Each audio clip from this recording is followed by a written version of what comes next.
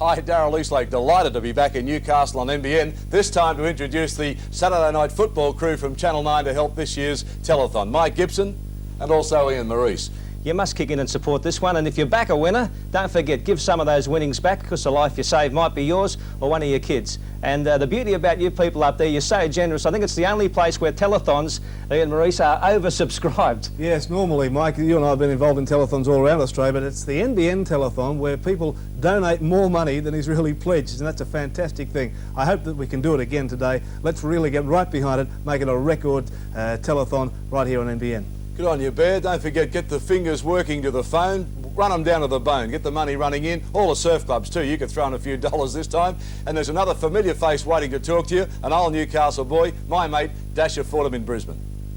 Well, hi there. It really is great to be able to speak to the people of Newcastle once again. It's been some 12 months since myself and the family moved here to Brisbane, and I must admit at this stage, everything's worked out just fine. I've never lost contact with what's happening in news in Newcastle in that 12 months. And one thing that has really stood out to me is the fact that the oncology unit at Waratah is an ongoing thing. My plight is to you is to dig deep into your pockets in Newcastle over this telethon that NBN's running to support a very, very worthy cause, because who knows, someone in your family one day may want to use that oncology unit. So particularly to all the sporting people in Newcastle, dig deep and support NBN's telethon for 1983.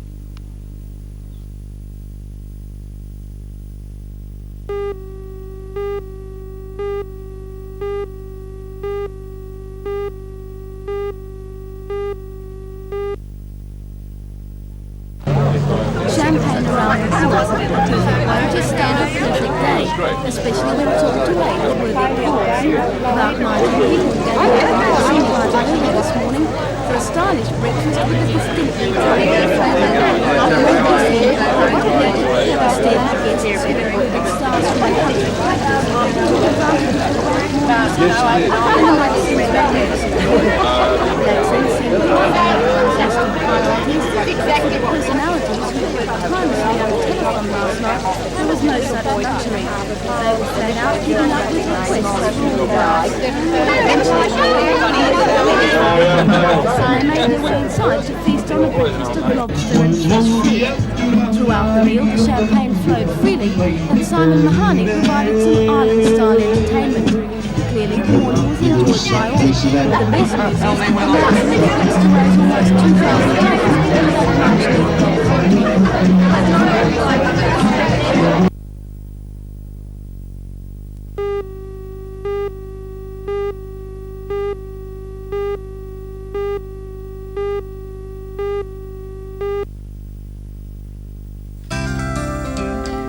$1 buys you a brick and enough paint to write your name with. That's basically how the signature wall works. It was started 6 weeks ago by Aquarius Photographics and the Nova Country and Piano Company, two of the shops in the Terrace Mall. Since then, some 700 names and inscriptions have been painted on it in a variety of bright colours. The wall will become a permanent feature of the Terrace Mall and will serve to remind people of the community spirit that has been evident throughout the telethon.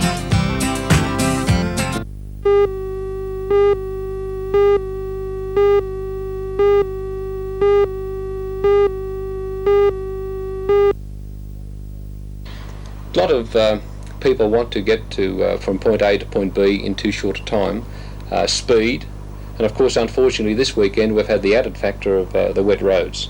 So those two things are our main cause for road accidents besides drink driving.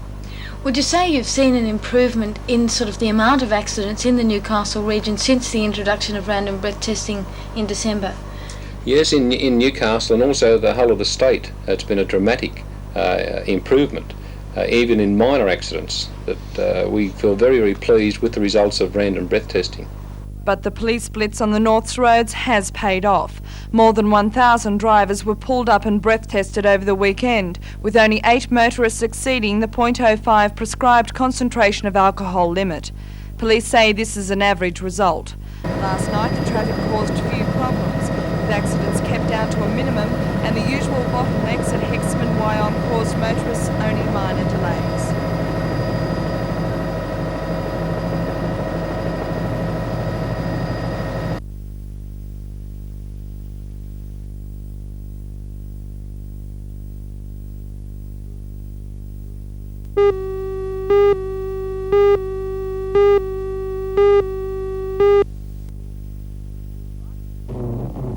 Vartanen came from behind to win the Kenyan event.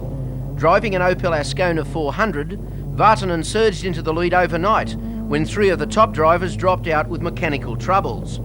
Kenyan driver Vic Preston, who had built up a massive lead from the start, hit a boulder on the 22nd stage and broke the suspension on his Audi Quattro.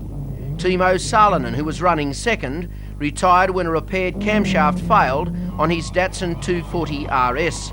Hanu Mikkola, driving an Audi Quattro, finished in second place. Vartanen was greeted by a big crowd as he took the victory dais.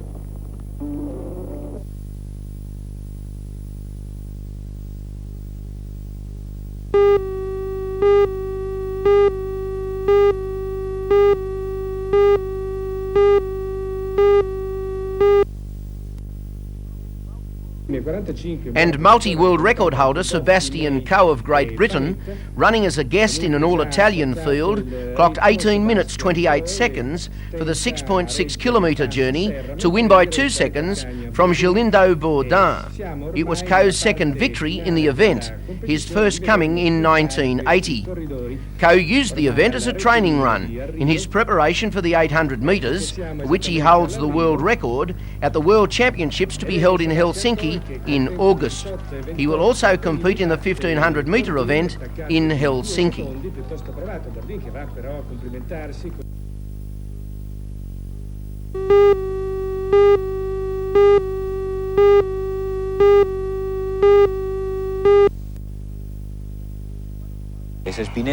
And one of the world's most famous clubs, Real Madrid in white, moved closer to their 19th post-war Spanish championship when they beat their closest rivals, Athletic Bilbao, 2-0 at home over the weekend. The first goal came after 58 minutes from Garcia Hernandez, and Vinella put a seal on the game with another goal after 80 minutes. Fenomenal gol de Pineda.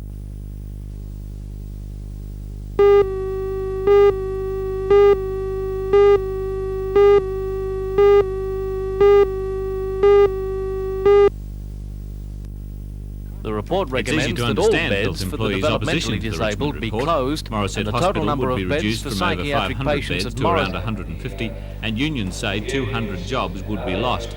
The Pitt Island Hospital on the Hawkesbury would close altogether. At today's meetings, employees at Morisset unanimously supported union recommendations to prevent the transfer of patients as suggested by the Richmond report. However, union organiser Terry Canolti is adamant that the action is not just to protect jobs. He says it is in the best interests of the patients. Well, we're very concerned about the patients. We've seen a lot of these sorts of theories attempted to be put into practice in the past. And in fact, we've been party to that practice for a number of years. It's our view that the patients that can be placed out into the community are being placed out there now. What this report does is attempts to speed up that process, to do it within a couple of years and undo all the good work that's been done by the staff of Morisset Hospital and other psychiatric hospitals over many, many years.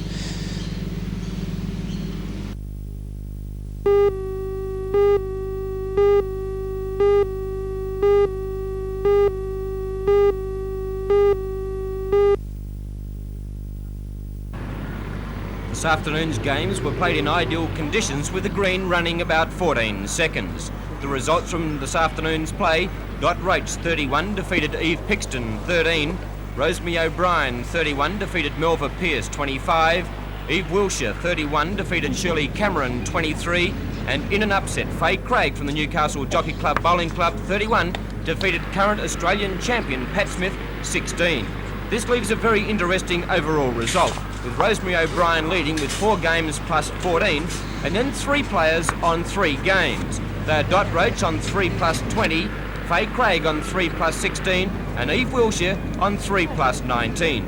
There is another game to be played this afternoon, and then the final round tomorrow. Hey, mate. To see the roles reversed. Women having fun, the men in the kitchen. Cheers, cheers.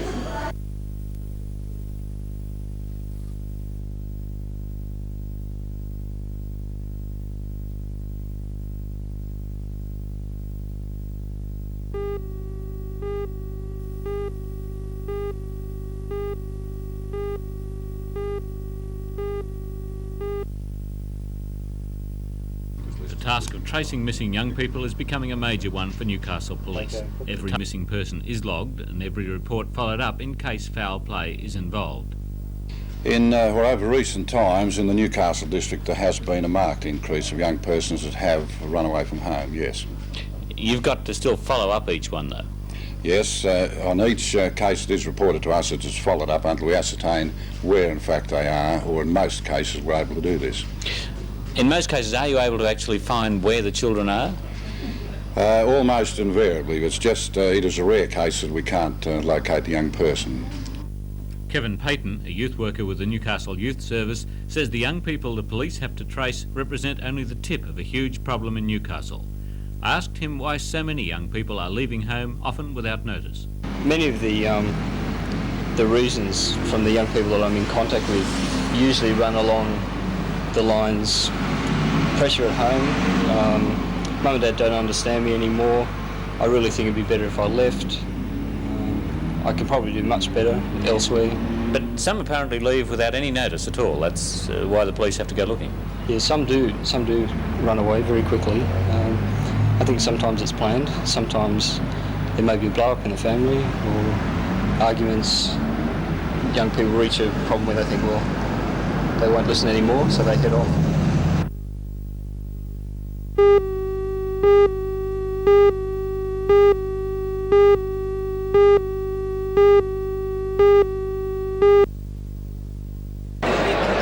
A chance to relive old memories perhaps, but to these men in Tobruk it means more. For some 240 days they were confined to the scantily covered trenches during the 1941 siege of Tobruk. 22,000 British and Australian soldiers living like rats, and so came they, the rats of Tobruk. For these men, any chance to recapture the life-giving comradeship is worth every effort. Some have travelled from the United Kingdom to the Royal Reunion of the rats of Tobruk, and the catching up and the rekindling of the good memories is what has drawn them. Hosting the 5-day reunion is Mr. Bill Hall, President of the Central Coast Sub-Branch of the Association. We feel that it's really important because it gives the fellas an opportunity to get together, at least anyhow, once every 3 years. And this is proved in 1983 we have something like 680 fellas from all over the world, United Kingdom, every state in Australia and New Zealand. It's a good chance to sort of renew old acquaintance, tell a lot of old yarns and really enjoy ourselves. Great. That's terrific, thank you. That's...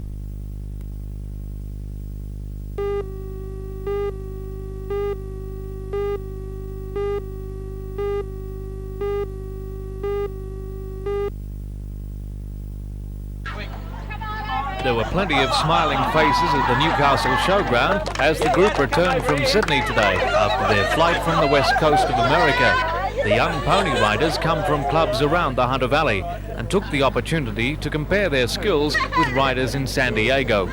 During the 17 days, they rode in competition with the Americans. The tour is part of the US Cultural Exchange Program. It included 2 days in Disneyland, where the group just escaped a tornado which ripped down a cable car in the amusement park.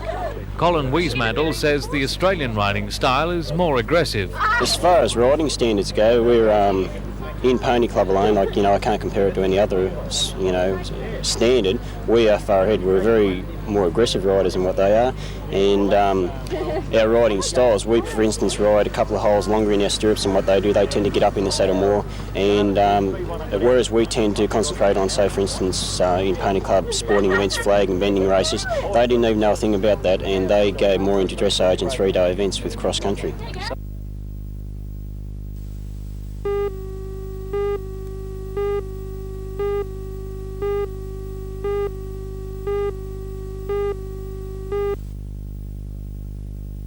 That's right, Mike. We had a good run last week and got plenty of points up and not much damage to the car. We come out all right. How important is the pit stop going to be to you on Saturday night? It's very important to every competitor. In our respect, we're pretty heavy on fuel in this car. It's used a lot of fuel and we're going to be counting on trying to come in and fuel up when we can. Who's going to be your toughest opposition tomorrow night? Alan Butcher probably. Johnny Pine, he did good in points last week. There's always blokes like ex-champion John Cartwright, blokes like that. What are you going to do? Going to try and get out early and lead for most of the way? Well, we have to do this one lap dash, and we hope to get the quickest time and start up front and lead right to the 75 laps.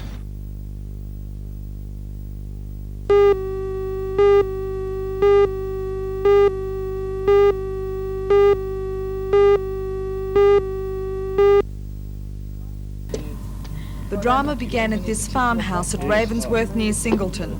20-year-old Tony James Parry was found in a pool of blood in this bedroom with 2 bullet wounds to his left cheek.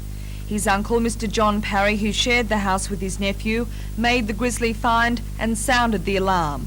Detectives from Newcastle, Cessnock and Muswellbrook searched the property throughout the night, but were unable to find any trace of the murderer or the weapon. During the day, the search continued, with help from the police air wing and the Sydney Homicide Squad. At this stage, police say there appears to be no motive for the killing.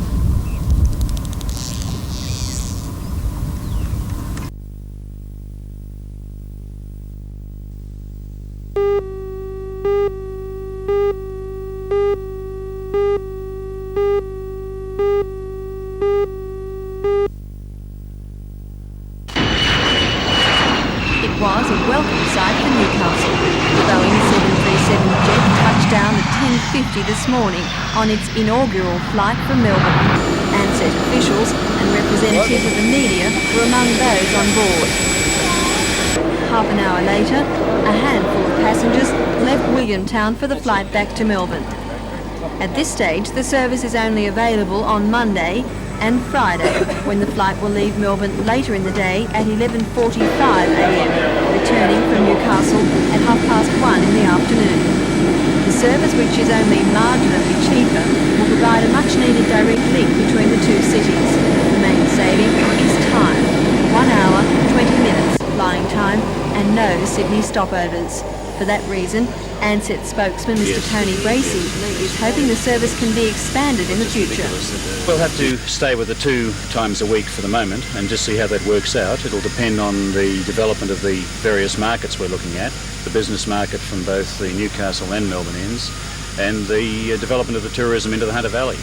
The other good news for Newcastle is that from April the 15th, Air New South Wales will begin a Newcastle to Brisbane service 4 days a week. The run will also include connections to other northern destinations.